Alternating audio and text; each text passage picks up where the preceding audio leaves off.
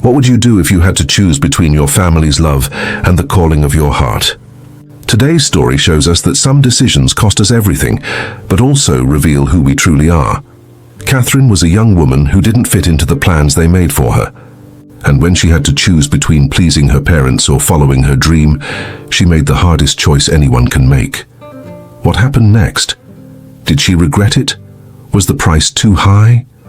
Stay with me, because this story will touch your heart and perhaps change the way you see courage and family. The Hamilton house in Charleston always smelled of magnolias and unfulfilled expectations.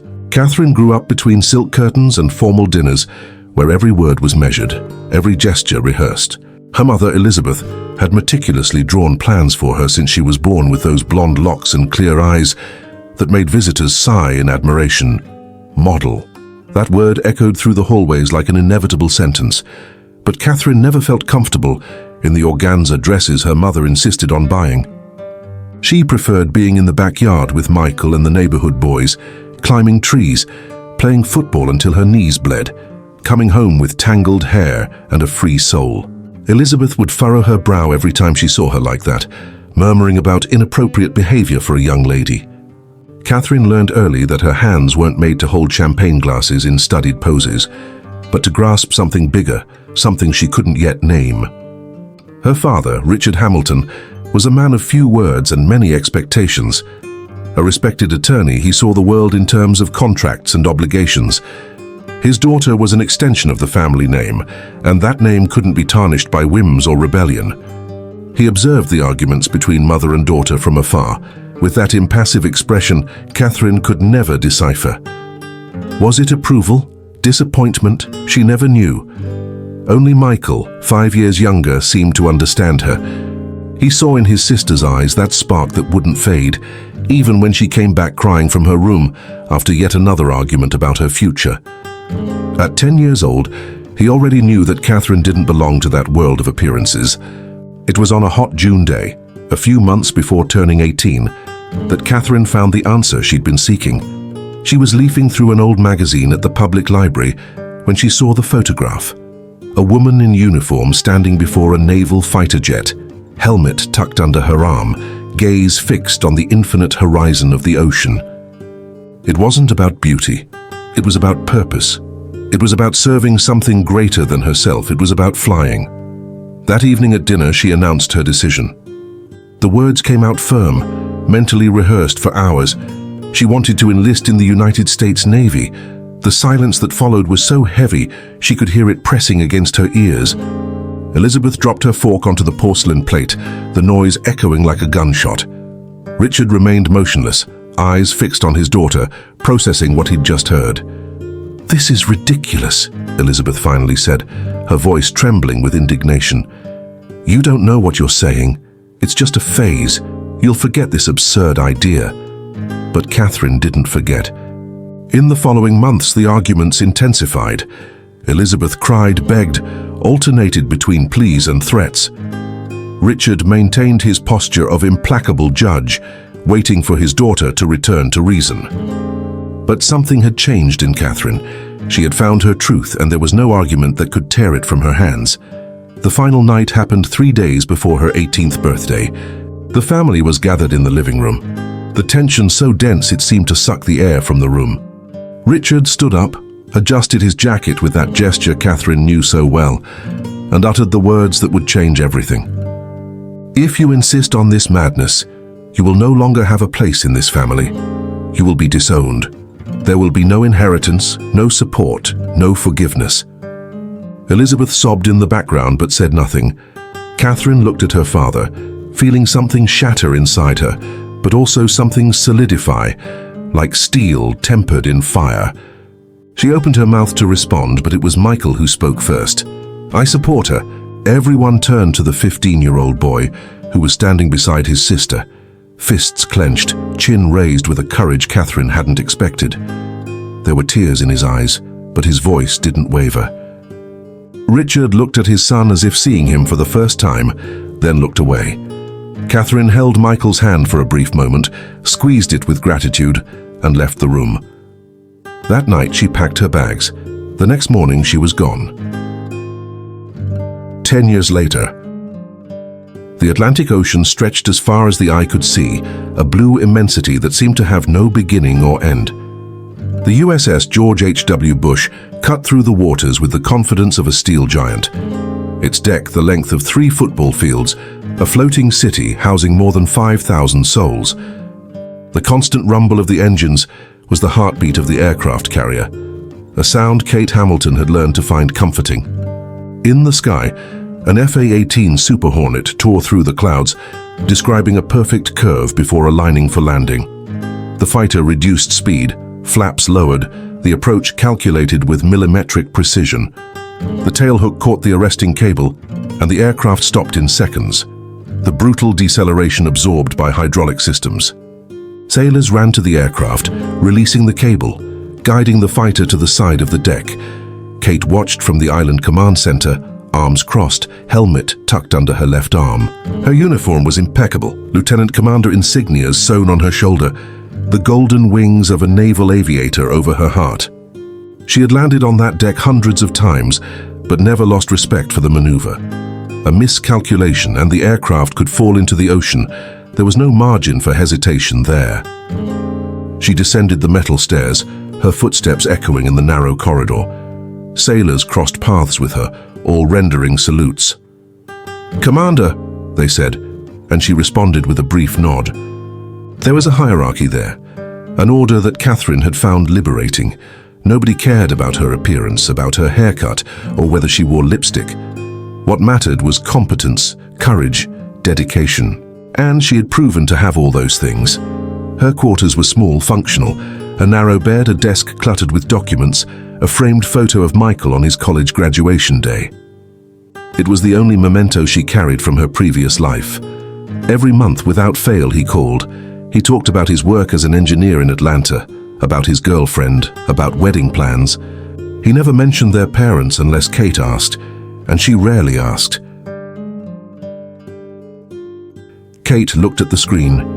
"Michael," she answered, expecting to hear her brother's animated voice, but the initial silence already told her something was wrong.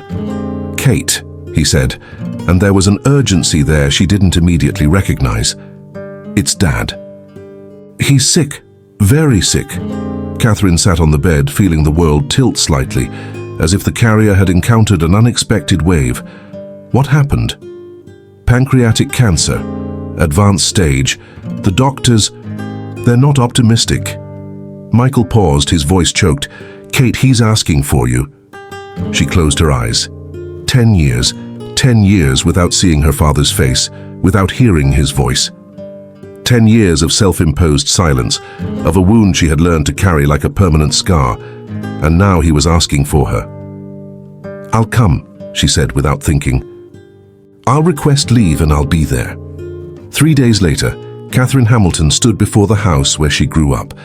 The white facade seemed smaller than in her memories, but the magnolia garden remained impeccable, each shrub trimmed with military precision. She wore her white dress uniform, impeccably starched, medals aligned on her chest. The Navy and Marine Corps Achievement Medal, the Combat Action Ribbon, the Navy Unit Commendation. Each one represented a moment when she proved her worth, when she chose to serve instead of flee. She took a deep breath and rang the doorbell. Michael opened the door almost instantly, as if he'd been waiting on the other side. He was no longer the 15-year-old boy who had defended her that terrible night.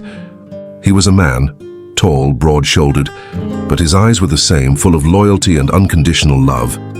"Kate," he said, and hugged her tight, as if wanting to make up for 10 years of lost embraces. When she entered the living room, the silence was immediate. There were cousins, aunts, uncles, family, friends, all in anticipatory mourning, dressed in somber tones of black and grey. Everyone turned to her, and Katherine saw in their faces surprise, shock, discomfort. A woman in military uniform, decorated, standing among them like an apparition from another world. Elizabeth was sitting on the sofa, more fragile than Katherine remembered. Her hair, once impeccably blonde, was now grey and pulled back in a simple bun. She looked at her daughter, and Katherine saw something break in those eyes. Recognition, regret, perhaps even pride, though she could never be certain. "Katherine," Elizabeth said, her voice a whisper.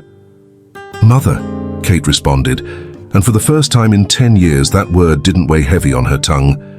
Richard was in the bedroom, lying in bed, connected to machines that monitored every beat of his heart. He seemed to have aged 30 years. His skin was pale, his eyes sunken, but when he saw Katherine enter, something changed in his expression. "You came," he said, his voice weak. "I came," she responded, sitting beside the bed. "And I'm going to take you to a place where they can help you." The Naval Medical Center Portsmouth in Virginia was one of the most advanced military hospitals in the country. Katherine used every contact she had, every favor she could call in to ensure her father was admitted to an experimental treatment program. The doctors were cautious, but there was hope. Small, but real. Richard spent 6 weeks there, undergoing treatments that left him exhausted, but that slowly began to show results. Katherine visited whenever she could, and gradually the conversations between father and daughter ceased being uncomfortable silences and became bridges. "I was wrong," Richard said on a rainy afternoon while looking out the hospital window. "I thought protecting the family name meant controlling you, but you gave us something greater. You gave us true honor." Elizabeth, who was beside Katherine, held her daughter's hand for the first time in 10 years. "I just wanted you to be happy," she said. "I thought happiness was beauty, was the approval of others. I was wrong." Katherine felt tears burn her eyes but didn't let them fall. She had learned to be strong, to maintain composure even when everything inside her was crumbling. But there in that hospital room, surrounded by the parents who finally saw her for what she really was, she allowed herself to be just a daughter. 3 months later, Richard was discharged. The cancer was in remission, the doctors cautiously optimistic. The Hamilton family gathered again at the Charleston house, but this time the atmosphere was different. Michael brought his fiancée.